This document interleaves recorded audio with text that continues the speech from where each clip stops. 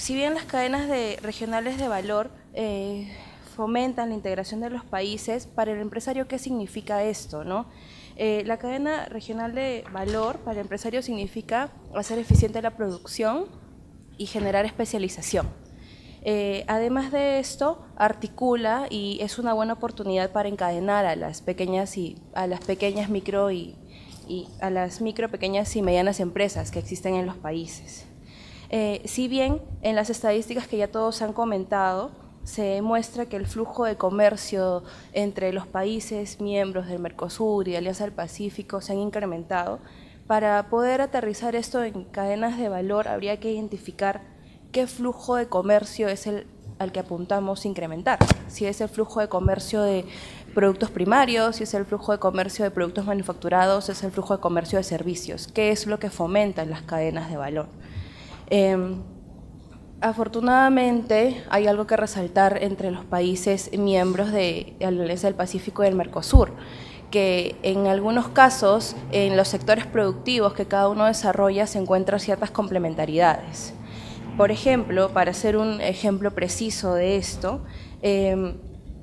ya existen mecanismos de encadenamientos productivos vigentes en la Alianza del Pacífico, que es uno de los, la automotriz es un ejemplo. Desde el año 2015 ya es una cadena de valor que viene funcionando. Y si vemos cómo podemos tomar como ese ejemplo de forma positiva, México y Brasil, que son dos grandes mercados, son productores del 6% del sector automotriz del mundo. Entonces, veamos cómo es posible que el Mercosur también se pueda integrar a esta cadena de valor. Adicionalmente a esto, se están analizando en la Alianza del Pacífico otras cadenas de valores interesantes que podrían ser interesantes para el Mercosur, valga la redundancia, que son en los sectores de textil, confecciones, agroindustrias, plásticos, en los cuales se puede identificar también potencialidades para países del Mercosur. Pero, ¿cómo hacemos como reflexión que estos encadenamientos productivos se vuelvan una realidad y no queden en esto gaseoso de solamente intenciones, ¿no?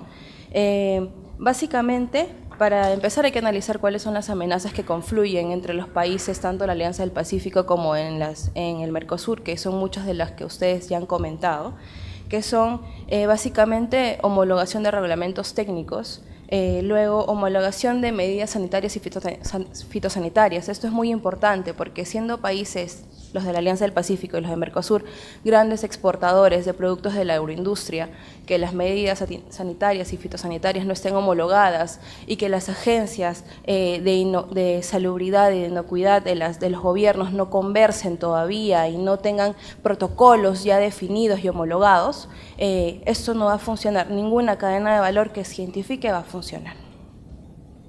Además de esto, bueno, lo que ya se dijo también de la acumulación de origen, y es importante resaltar la necesidad de la flexibilización de las normas de origen para poder acumular origen, ¿no? Tomando ya como comentarios los de Rafael y los de Álvaro, que eso es fundamental.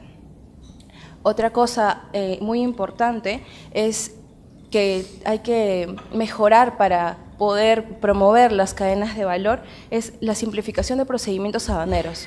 Nuestras aduanas son campeonas en poner y tener restricciones, pero para absolutamente todo lo que se les ocurra.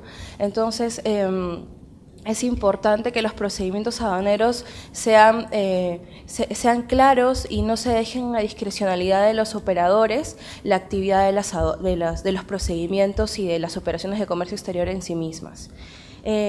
Como segundo punto, además de ya tocar estos temas macro que son voluntad de las autoridades de hacer que estos puntos se homologuen y conversen entre sí, algo muy importante es hacer que las agencias de gobierno de los países y los gobiernos tengan un plan de trabajo para las cadenas globales de valor, que es lo que entiendo y he escuchado que ya se está fomentando a través de las matrices regionales de insumo producto. Es muy importante identificar cuál es la oferta exportable que existe en cada uno de los países y cuál es la demanda a satisfacer. Y así se va a generar cuál es la cadena de valor cuál es la cadena regional de valor que se va a crear. Luego de identificar la cadena regional de valor, crear mecanismos que fomenten los encuentros empresariales y fomentar el intercambio comercial. Y como un último paso, una vez que la cadena de valor está desarrollada, y es algo que no he escuchado a nadie que diga, ver cómo se puede hacer para que no solamente un país sea especialista en una parte de la cadena de valor, sino ver cómo fomentamos la transferencia tecnológica. Eso es muy importante. Finalmente, como Perú, y ya para concluir, tenemos la experiencia de los dos lados, porque somos miembros de la Alianza del Pacífico y tenemos un acuerdo suscrito con muchos miembros del Mercosur a través del AC58. Entonces vemos cómo es participar en una integración que fomenta la libre competencia y en otra que tiene ciertas restricciones y ciertos proteccionismos. Entonces, identifiquemos cuáles son los puntos de mejorar en el Mercosur para que nuestras cadenas regionales de valor sean exitosas y sean funcionales. Gracias.